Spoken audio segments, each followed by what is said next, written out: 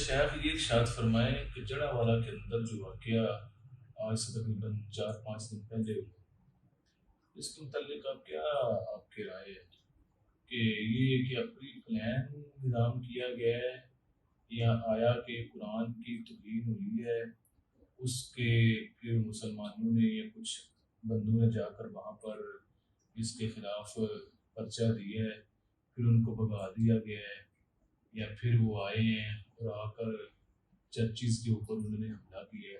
پاکستان کے قانون کے مطابق اور ویسے بھی اسلام تو ہمیں اسی چیز کی طرف ہی تلقین کرتا ہے کہ کسی کے بھی مذہبی عبادت گاہ کو ہم نے نہیں چھیڑنا، وہ جس طرح عبادت اپنی مخصوص طریقے کے ساتھ کر رہے ہیں، پاکستان کے قانون کے مطابق بھی انہیں کچھ نہیں کہا جا سکتا، کیونکہ وہ اقلیت ہے اور اقلیتوں کے حقوق پاکستان کے قانون کے اندر بھی ہیں، اور شریعت بھی ہمیں اس چیز کی اجازت ہرگز نہیں دیتی کہ ان کی عبادت گاہوں کے اوپر جا کر حملہ کرے۔ حملہ تو ہوا، یہ تو سوشل میڈیا کے ذریعے اور آگے پیچھے ہمیں سب کچھ پتہ لگ رہا ہے کہ وہاں پر حملہ ہوا، ان کے چرچز کو جلایا گیا۔ یہ بات دیکھی ہے، یہ بات واقعی ہوئی ہے، چرچز کو بھی جلایا گیا ہے، لیکن اس کے پیچھے قرآن کی توہین بھی ہوئی، لیکن اس کے خلاف ایکشن نہ لیا گیا۔ اس کے بارے کے اندر آپ کیا ارشاد فرماتے ہیں کہ یہ پری پلان تھا یا اس کے اندر کوئی نظام ہے تھا؟ نہیں، یہ چرچز کے اوپر جو حملہ ہوا ہے یہ کیوں ہوا ہے؟ پہلے کچھ تالی ایک ہاتھ سے تو نہیں نہ بجتی، دونوں ہاتھوں سے بجتی ہے، پہلے کوئی کیا مسئلہ بنا ہے؟ ہاں، یہی سوال ہے کہ چرچز کو کیوں جلایا گیا، اگر کوئی وجہ بنی، یکدم آ کے تو نہیں کسی نے دعویٰ بول دینا چرچز کے اوپر، اور آج تقریباً 3 یا 4 چرچز ہیں ان کے اوپر حملہ کیا گیا، پھر شاید ان کے گھروں کے اوپر بھی حملہ کیا گیا، ان کی خواتین کے اوپر بھی شاید حملہ کیا گیا، اور رات کو تشدد کا نشانہ بنایا گیا۔ تو اس کے آخر اس کے پیچھے اس کا بیک گراؤنڈ کیا ہے؟ دیکھیں، ابھی تک جو حقائق سامنے آ رہے ہیں اور آئے ہیں، اور جہاں تک ابھی جو میڈیا کی کوریج پہنچی ہے، یہ سارا نظام جو مختلف اطراف سے جو خبریں آئی ہیں ان کو اگر دیکھا جائے اور پوری ایک جو یہ واقعہ پیش آیا ہے قرآن کی توہین سے لے کر مسیحی برادری کے گھروں کو آگ لگانے، توڑنے، چرچز کو جلانے تک، یہ جتنا بھی نظام ہے ٹھیک ہے، اور اس میں ایک سیاسی پارٹی جو ابتدا جن کی مذہب پر تھی، بعد میں سیاست میں آ گئی، سیاسی پارٹی کو پھر نشانہ بنانا، یہ سارا ایک، اگر اس چیز کو دیکھیں تو یہ 100 میں سے 95 نہیں تو 90% جو ہے وہ یہی چانس ہے کہ یہ ایک پلان کے تحت ہے۔ اب بات یہ ہے کہ اس پلان کے پیچھے کون ہے، کیا لابی ہے، ہاں کیا نظام ہے، کوئی اشرافیہ ہے، کوئی مافیا ہے، یا کوئی ایجنسیاں ہیں، یا کیا نظام ہے، یا کوئی سیاسی پارٹیاں ہیں، یہ اب حقائق نہیں سامنے آ رہے۔ اور دوسری بات یہ، اس کی بنیاد جو رکھی گئی ہے وہ قرآن کے جلانے پر رکھی گئی ہے، کیونکہ بڑی عجیب سی کیفیت ہے کہ ایک بندہ جو قرآن کی یا کسی مذہب کی توہین کرتا ہے، اب اس کو اتنا تو پتہ ہے کہ میں نے توہین کر لی ہے کہ اب مجھے چھوڑے گا کوئی نہیں، ٹھیک، اب کوئی مسلمانوں کے مذہب کی یا اسلام کی یا قرآن کی توہین بے ادبی کرے یا ناموس رسالت کی توہین کرے تو اس کو پتہ ہے مسلمان چھوڑیں گے۔ بڑی عجیب سی یہ بات ہے، وہ جو اسکول کے جو لڑکے ہیں جنہوں نے یہ توہین کی، انہوں نے اپنا نام بھی اوپر لکھا ہے اور آئی ڈی کارڈ بھی، نمبر بھی دیا ہے کہ یہ ہم نے کیا، ٹھیک، اور دوسرے نمبر پر پھر جب توہین کی جا رہی تھی تو اس وقت وہ پولیس بھی آئی تھی، تو ان کا جو اس وقت اے سی کے ڈی سی کیا دونوں میں جو وہ مسیحی برادری کا تھا، اس نے پولیس کو بھگا دیا، اچھا ٹھیک ہے، یعنی اس وقت وہ کاروائی جو ہے وہ نہیں کی گئی۔ بعد میں جب مسلمان جو ارد گرد مسلم علاقے تھے، دیہات تھے، گاؤں تھے، جب ان کو پتہ چلے پھر وہ آئے ہیں، اور جنونی شکل میں، ٹھیک ہے، جنونی شکل میں، ویسے اسلام تو اس چیز کی کبھی اجازت نہیں دیتا، شریعت بھی اجازت نہیں دیتی کہ کسی کے مذہب بھی عبادت گاہ کو جو ہے وہ توڑا جائے، آگ لگائی جائے، ٹھیک ہے۔ یہ قرآن میں آپ نے بھی پڑھا ہے کہ کسی کے جھوٹے خدا ہیں نا، جو یہ بت ہیں جو شرک کرتے ہیں، ان کو بھی قرآن نے، شریعت نے منع کیا ہے ان کو برا بھلا نہیں کہنا، کیوں؟ وہ ہمارے سچے خدا کو برا بھلا کہیں گے۔ ٹھیک، تو پھر جا کے یہ تقریباً 4 چرچز جو ہیں وہ جلائے گئے ہیں، اور مختلف علاقوں کے جو ہے وہ لوگوں کو مارا بھی گیا، تشدد بھی کیا گیا ہے۔ یہ سارا منظر ہو گیا، سارا نظام دیکھ لیا میڈیا نے بھی سارا۔ اب جہاں سے یہ فساد شروع ہوا ہے وہ بات سارے بھول گئے ہیں، ٹھیک ہے۔ اب سوشل میڈیا پر دیکھ لیں، اسی طرح الیکٹرانک میڈیا پر دیکھ لیں، یا سیاستدانوں کو دیکھ لیں، یا تجزیہ کاروں کو دیکھ لیں، ان سب کی زبان پر صرف اور صرف اقلیت کے حقوق ہیں، کہ عیسائیوں کے ساتھ مسیحی برادری، ایک وہ مسیحی برادری کا بڑا نمائندہ تھا، بڑا ان کی طرف سے بانی کے بیان دے رہا تھا، تو مجھے بڑی حیرانگی ہوئی کہ اس نے کہا جی جو دوسرے ملک ہیں، یورپ مغربی علاقے جو ہیں، وہ پاکستانی سفارت خانے کے سامنے جو ہے وہ احتجاجی ریلیاں نکالیں، ایسا کریں، یہ ملک ہمارے ساتھ کیا کر رہے ہیں، یہ غلط ہے۔ دیکھیں، اگر ایک جتھے نے، ایک جنونی جتھے نے ان کا نقصان کیا ہے، پورے ملک نے تو نہیں کیا۔ ہاں، ان کو ماورائے عدالت کے اندر لا کر ان کی ہاں، سزا دی جائے۔ پاکستان اس پہ وہ مفتی منیب الرحمان صاحب کا جو کالم ہے نا وہ بڑا بہترین ہے، جی جی، ٹھیک، ان کا کہنا یہ ہے، لیکن اس طرف نہ میڈیا آ رہا ہے، نہ ہی کوئی حکومتی ادارہ آ رہا ہے، نہ ہی پولیس آ رہی ہے، وہ بڑا زبردست ہے، اس میں نہ مسیحی برادری کا نقصان ہے، نہ مسلمانوں کا نقصان ہے، نہ ملک کا نقصان ہے، بلکہ اس میں فائدہ ہی فائدہ ہے۔ وہ کیا ہے؟ انہوں نے کہا جنہوں نے قرآن کی بے ادبی توہین کی ہے ان کو بھی پکڑا جائے، تفتیش کی جائے، کٹہرے میں لایا جائے، اور جن لوگوں نے یہ چرچز کے اوپر حملہ کیا، آگ لگائی ہے، توڑ پھوڑ کی ہے، ٹھیک ہے، لوگوں کے املاک کو نقصان پہنچایا ہے، ان کو بھی پوچھ گچھ کیا جائے، ان کو بھی کٹہرے میں لایا جائے، اگر جرم ثابت ہوتا ہے تو ان کو سزائیں دی جائے، ٹھیک ہے۔ تو اس طرف کوئی نہیں آ رہا، صرف اقلیت، بس شور ڈالا ہوا، ہاں شور ہے، شور ہے اور کچھ بھی نہیں ہے، اس کے علاوہ کچھ بھی نہیں ہے۔ اب اس میں ایک اور بھی بڑی اہم چیز ہے، آپ نے یہ سوشل میڈیا پر دیکھی ہوگی کہ میں اس کا مفہوم بتاتا ہوں کہ بڑے مسلمان، بڑی حیرانگی آتی ہے یار، دکھ ہوتا ہے اس طرح کی۔ اللہ تعالیٰ کا وہ فرمان ہے نا کہ نبتلی فجعلناہ سمیعا بصیرا، فجعلناہ سمیعا بصیرا، کہ ہم نے انسان کو سننے کی اور دیکھنے کی طاقت بھی دی ہے، سننے والا بنایا، دیکھنے والا بنایا، لیکن آج کا جو مسلمان ہے وہ نہ ہی سنتا ہے نہ ہی دیکھتا ہے۔ اگر کوئی بظاہر آنکھیں ہیں لیکن عقل جو پیچھے دماغ میں عقل ہے نا وہ کام نہیں کرتی، بالکل ایسے سوشل میڈیا پہ ایسے ہاتھ رکھے آگے بس شیئر کے بٹن پہ دبائی جا رہے ہیں، کلک کیے جا رہے ہیں، بڑا ثواب کا کام۔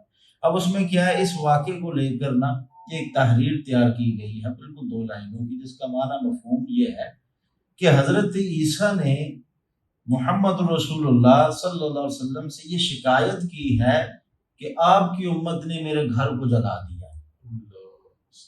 اب اس پہ ذرا غور کریں، یہ بظاہر جو ہے مسیحی برادری کے ساتھ بڑا اظہار ہمدردی ہے، لیکن یہ نہیں دیکھ رہے کہ یہ شعر کتنا غلط ہے، یہ مفہوم، یہ جملہ یہ کتنا غلط ہے، ٹھیک ہے، کیوں؟ ان کا تو تعلق ہی نہیں ہے۔ ہاں دیکھیں، تعلق کی بھی تو ٹھیک ہے، دیکھیں ایک جگہ جہاں پر شرک ہو رہا ہے، جہاں پر شرک ہو رہا ہے، جو اس بات کے قائل ہیں کہ خدا وحدہ لا شریک نہیں بلکہ تثلیث کے قائل ہیں، 3 خداؤں کے قائل ہیں، وہ شرک صراحتاً کر رہے ہیں۔ اور یہ کیسے ممکن ہے کہ ایک اللہ کا نبی جس کی ساری جو دعوت ہے وہ توحید کی ہوتی ہے، وہ کیسے ایک شرک والی جگہ کو اپنا کہہ رہے ہیں، اور شرک والی جگہ کو اپنا گھر کہہ کر اللہ کے محبوب ترین ہستی کو شکایت لگا رہے ہیں، آپ کی امت نے میرے گھر۔ ہاں، جبکہ جب حضرت عیسیٰ آئیں گے وہ صلیب کو توڑیں گے، ٹھیک ہے، وہ یہ تو نہیں کہیں گے یہ میرا گھر ہے، یہ میرا نشان ہے، لہٰذا اس کے ساتھ رہو، اس کے سائے تلے آ جاؤ۔ یہ ساری لمحہ فکریہ ہے، بالکل دماغ کے ساتھ سوچنے والی باتیں ہیں، ٹھیک ہے۔ اب ہونا کیا ہے؟ ہونا یہ ہے جس طرح انہوں نے اہل مغرب سے مدد مانگی، یورپ سے مدد مانگی، یہ لوگ جاگیں گے، ٹھیک ہے، ان کی مدد کی جائے گی، حکومت کے تحت کٹہرے میں ان کے زیر سایہ ان کو مال دیا جائے گا، ٹھیک ہے۔ تو اب جو اصل جو مجرم ہیں وہ کھلم کھلا رہے گا. وہ اصل مجرم تو وہ ہے نا جس نے یہ فساد شروع کیا. وہ تو ابھی تک پکڑے بھی نہیں. پکڑا بھی نہیں, پتہ بھی نہیں. پتہ بھی ٹھیک ہے, کون ہے, کدھر گیا, کیسے گیا. جبکہ ہونا یہ چاہیے تھا. یہ آپ نے چند دن پہلے بھی یہ خبر سنی ہوگی, یہ پاڑیاں والے نے بھی ایک آدمی نے قرآن جلا دیا.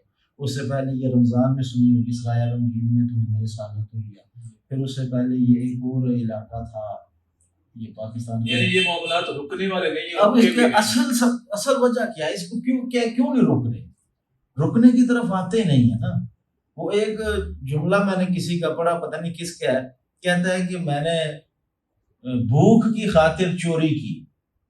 ایک روٹی جو ہے وہ بھوک لگی تھی, ایک روٹی چوری کی, تو مجھے پکڑ کے, چوری کے جرم میں مجھے پکڑ کے جیل میں ڈال دیا. اب 6 ماہ میں نے فری کا کھانا کھایا. عجیب نظام ہے نا, کہ بھوک لگی تھی اس کی خاطر چوری کی ہے, تو مجھے پکڑ کے 6 ماہ جیل میں ڈالا, فری کا کھانا ملتا. یہ قانون ہے. ہونا یہ چاہیے, مجرم پکڑا گیا, جس طرح یہ پیچھے رمضان, اس رمضان میں, ٹھیک ہے, اور رمضان کے بعد یہ یکے بعد دیکھنے پاکستان کے اندر میرے خیال سے اس سال کے اندر کوئی 8-10 واقعات ایسے ہو گئے, ٹھیک ہے, جس میں توہین رسالت, توہین مذہب, توہین قرآن شامل ہے. ٹھیک ہے, تو کیوں یہ اس کی روک تھام کا یہ مجرم پکڑا گیا, ویڈیوز موجود ہیں, سارا نظام موجود ہے, گواہ موجود ہے. اب ہونا یہ چاہیے کہ چوک کے اندر لا کے اس کو لٹکا دیا جائے, پھانسی دی جائے, یا سر عام اس کو قتل کر دیا جائے, تاکہ جس کے ذہن میں, دل میں یہ خیال بھی پیدا ہو رہا ہے توہین مذہب کا, توہین رسالت کا, توہین قرآن کا, وہ اس کا خیال ہی مٹ جائے. چاہے جائے کہ وہ اس تصور کا عملی جامہ اس کو پہنائی یا تصدیق میں بدلے, یہ ختم کر دیا, یہ سلسلہ ختم کیا جائے. اور اس کے اوپر کیا ہوتا ہے کہ پہلے تو اس کو جیل کے اندر بٹھا کے کھلایا جاتا ہے. جب اس کا تھوڑا سا نام باہر نکلتا ہے, پھر اگر وہ یہود و نصارہ کی آنکھوں کا تارا ہو, تو پھر وہ یہود و نصارہ کچھ ٹکڑے پھینکتے ہیں, ٹکڑے پھینک کر اس کو اپنے ملک میں بلا لیتے ہیں. اس کی زندہ مثال دیکھ لی ہو تو واسیہ ملونہ کو آپ دیکھیں, کتنا عرصہ پاکستان اس کی حفاظت, یہ میں اس کو یہ نہیں کہتا وہ قید میں تھے, میں کہتا ہوں یہ حفاظت کر رہے تھے اس کی. ٹھیک ہے, تو پھر بعد میں کیا ہوا, اس کو اٹھا کے یورپ دے دی, اس کو یہود و نصارہ کو دے دیا, کہا یہ آپ کی امانت تھی. یہ سارا نظام ہے. اس کی روک تھام کے ایک ہی طریقہ ہے کہ سریعام پھانسی پہ لٹکایا جائے, سیدھا کر دیا جائے. پہلے 2-4 کام ہوں گے تو پھر 2-4 کی کیا, ایک کو بھی لٹکا دے نا, تو میرے خیال سے 8-10 سال تک کوئی پر مارنے کی ضرورت نہیں.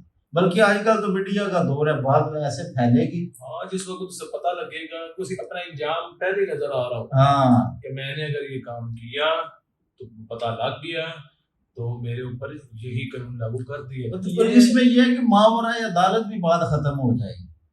اور رہی بات یہ جو انہوں نے جلسے چلائے ہیں, یہ اس بات کو لے کر اسلام کے اوپر حملہ نہیں ہو سکتا. کوئی یہ نہیں کہہ سکتا کہ مسلمانوں کو اسلام یہ تبلیغ کرتا ہے یا یہ سکھا رہا ہے. نا, اسلام یہ نہیں سکھاتا. یہ دیکھیں کہ پاکستان میں کتنی سیاسی پارٹی ہے, ایسا ہی ہے.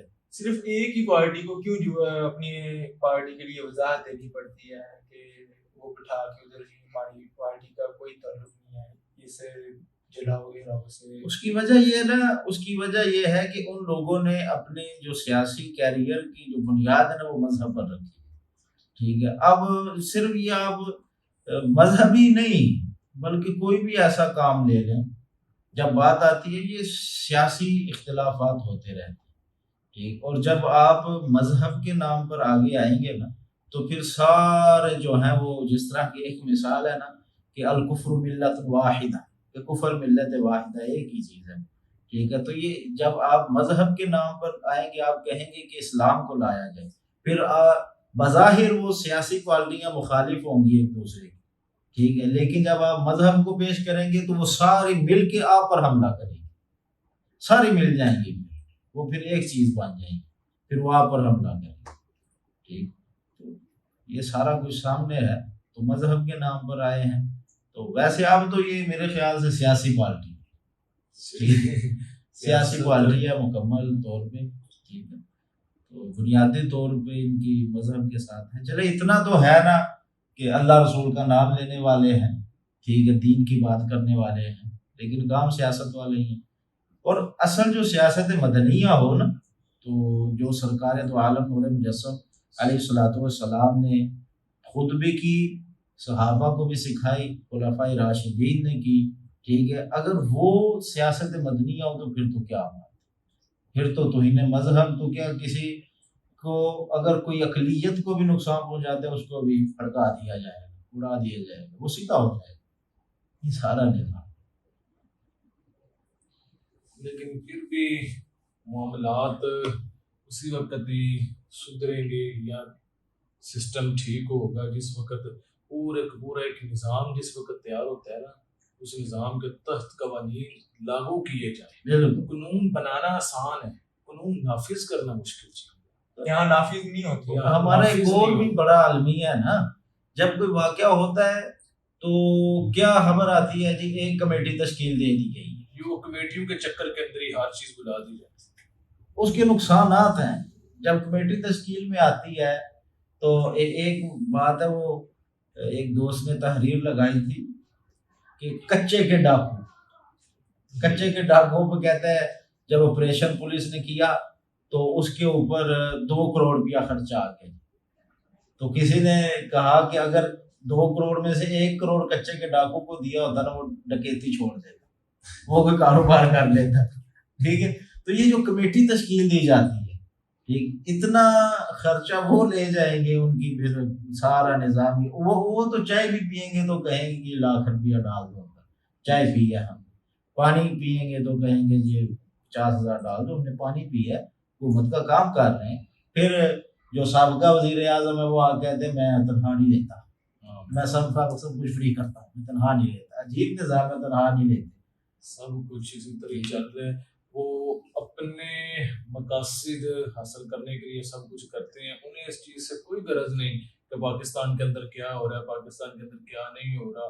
وہ اپنے معاملات جس طرح وہ چلا رہے ہیں، جس طرح وہ نظام اپنا لے کر چل رہے ہیں، وہ انہوں نے اسی طرح لے کر چلنا ہے۔ ابھی بھی اگر آپ یہ بات کریں کہ وہ جو اتنا انہوں نے یہ ایشو اٹھایا ہے، سمجھ لیں کہ اس کے پیچھے کوئی نہ کوئی بیرونی معاملات چل رہے ہیں نا، اسی لیے تو حقائق سامنے نہیں آ رہے وہ تھے۔ دیکھیں ابھی آپ کہہ رہے ہیں معاملہ اس کے بہت زیادہ اٹھائے گئے ہیں، وہ جو یونیورسٹی والا معاملہ تھا وہ تو ختم بھی ہو گیا، 1 ہفتے کے اندر کوئی خبر ہی نہیں، کوئی اس کا نتیجہ ہی نہیں، تو یہ تو 2 ہفتے ہو گئے، 3۔ وہ پاک صاف ہو گئے نا، پاک صاف کو بس ان کے اوپر ایک الزام لگا تھا بیچاروں کے اوپر، اعجاز شاہ صاحب کے اوپر الزام لگا تھا بیچاروں یہ بھی الزام کچھ عرصہ پہلے نا پارلیمنٹ کے اندر ایک پارلیمان نے یہ کہا تھا جی ایک مدرسہ ایسا ہے کہ وہاں سے افیون برآمد ہوئی، بچوں کو افیون دی جا رہی تھی کہ اس سے دماغ زیادہ چلتا ہے، ٹھیک، تو اس وجہ سے یہ جو مدارس ہیں، پہلے کہا کہ ایک مدرسہ سے افیون برآمد ہوئی ہے، تو یہ جو مدارس ہیں ان کے اوپر تحقیق کی جائے، ان کے اوپر کمیٹی بٹھائی جائے، ان کی تلاشیاں لی جائیں۔ یہ کس جگہ بات ہو رہی ہے؟ پارلیمنٹ کے اندر، ٹھیک ہے۔ تو مدارس تو خیر پہلی تو بات یہ کہ وہ اس بات کو ثابت نہیں کر سکا، وہ جو پارلیمان تھا، کہ کس مدرسے کی یہ بات ہے، ٹھیک ہے، اور کس مدرسے کی نہیں ہے، کوئی تحقیق نہیں ہوئی، کوئی نشاندہی اس نے نہیں کی، ٹھیک۔ تو سارا کچھ پہلی تو بات یہ کہ یہ مدارس کو دیتے نہیں، یہاں بجٹ کے اندر کوئی ٹھیک ہے، دیتے نہیں، جس کی وجہ سے یہ مدارس سے حساب مانگے کہ آپ حساب دیں جی ہمیں، یہ تو بے تحت چلتے ہیں۔ جس کو یہ اربوں روپیہ، جس تعلیمی اداروں کو یہ اربوں روپیہ فنڈ دیتے ہیں، وہاں کیوں نہیں تحقیق کرتے؟ چلو یہ ایک مدرسے میں فرض محال مان لیتے ہیں کہ افیون ہے جی، چلو فرض محال، کیوں؟ جس جگہ نیکی ہو برائی بھی ہوتی ہے، چیز اپنی ضد سے پہچانی جاتی ہے، اگر نیکی ہے تو برائی بھی ہے، ٹھیک، تو اگر مان بھی لیا چلے ہے، تحقیق کریں، لٹکائیں اس کو بھی، اگر کوئی مولوی ہے تو پھر کیا ہے، اگر جرم کر رہا ہے، جرم میں سب برابر ہونے چاہیے، بے حیائی پہ لا رہا ہے، ادھر پھر تحقیق کیوں نہیں کرتے؟ اپنے مفادات ہوتے ہیں نا ادھر، کیا نہیں، یہی یہ بات ہے، ٹھیک ہے۔ جب اپنے میں بات آئے گی پھر کہیں گے قانون یہ جو ہے نا ہم بدل دیں گے۔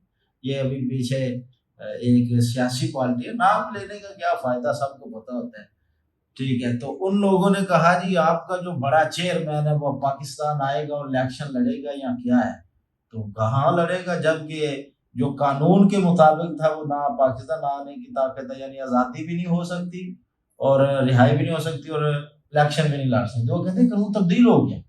وہی ہے نا، قانون ایسی چیز ہے امیر اسے دبا دیتا ہے اور جو ہے وہ غریب پر لاگو کر دیا. وہ کہتے ہیں بڑا سوکھا سا طریقہ، کہتے ہیں قانون تبدیل ہو گیا. کافی عرصہ پہلے ایک کتاب ہے میں نے پڑھا تھا، ایک وزیر تھے پاکستان کے، ان کو کسی وجہ سے نا کسی شک کی وجہ سے ان کے عہدے سے برخاست کر دیا گیا. جب دوبارہ وہ آئے نا تو سب سے پہلے انہوں نے اسی شک کو ختم کیا. یہ میرے اوپر لگی تھی، اس شک کو ختم. قانون امیر سے خود دب جاتا ہے اور غریب کو خود دبا دیتا ہے. گھر کی لونڈی ہے نا ان کی. ہاں، کیونکہ وہ جو سا قانون ہے جس وقت بنے گا کسی کے جو سے وزیر اعظم کے اوپر لاگو ہوگا تو وزیر اعظم قانون کو دبا دے گا. ایسے ہی اور کسی غریب پر وہ لاگو ہوگا تو وہ پھر قانون اوپر چڑھ کے غریب کو نیچے لگا. اس کا خلاصہ یہ حدیث بنتی ہے. نبی کریم علیہ الصلوۃ نے فرمایا کہ تم پہلی قوموں کے بالکل نقش قدم پر چلو، قدم با قدم چلو. ٹھیک ہے. سرکار نے فرمایا کہ اگر وہ گو کے سوراخ میں بھی گھس جائیں تو تم ان کے پیچھے بھی گھس جاؤ. صحابہ نے عرض کیا رسول اللہ آپ کی وہ ان قوموں سے مراد یہود و نصارہ ہیں؟ تو آپ نے فرمایا نہیں تو اور کو یہی ہے. یہ سارا نظام یہود و نصارہ جس طرح کہیں گے کھڑے ہو جاؤ کھڑے ہو جائیں گے، بیٹھ جاؤ بیٹھ جائیں گے، ٹھیک ہے، لیٹ جاؤ لیٹ جائیں گے، کپڑے اتار دیں گے، ننگے ہو جاؤ ننگے ہو جائیں گے. یہ سارا نظام. اب اس سے آگے کیا بنتا ہے؟ اس سے آگے کچھ نہیں بن سکتا. اللہ ہی خیر فرمائے گا. اس وجہ سے اگر بات پھر ہم اپنے موضوع کی طرف لے کر آتے ہیں کہ اگر جو بھی چیز چلانے کے اندر ملوث ہے اسے تحقیق کر کے کیفی مقدار تک پہنچایا جائے. اس کے برعکس جنہوں نے قرآن مجید کو جلانے کی جسارت کی انہیں بھی کٹہرے کے اندر لا کر جو سزا پاکستان کے قانون کے مطابق یا اسلام کے قانون کے مطابق بنتی ہے انہیں دی جائے، تاکہ ملک پاکستان جو ان سے ان معاملات کے اندر آ کر آگے ہماری معیشت کا بیڑا غرق ہو گیا. اگر انہی معاملات کے اندر ہمیں لڑا دیا جائے گا، پہلے ہم سنی شیعہ اور ان معاملات سے باہر نکل رہے، ہمیں ان معاملات کے اندر دھکیل دیا گیا ہے کہ ہم انہی معاملات کے اندر رہ کر ایک دوسرے سے لڑتے رہے. ہر طرف فرقہ ادھر یہاں پر مذہب اور دین کے اوپر نظام چل رہا ہے، وہ اسلام کو اٹیک کر رہے ہیں اور یہ سارا نظام چل رہا ہے. اس وجہ سے جو بھی معاملہ ہو اسے عدالت کے اندر بغیر اس چیز کے لیے چھوٹا ہے یہ بڑا ہے، یہ مسلمان ہے یہ عیسائی ہے یہ جرم ثابت ہو گیا اسے سزا دی جائے، تاکہ آئندہ کے بعد کوئی بندہ اس طرح کی جسارت کرنے کی کوشش نہ کرے.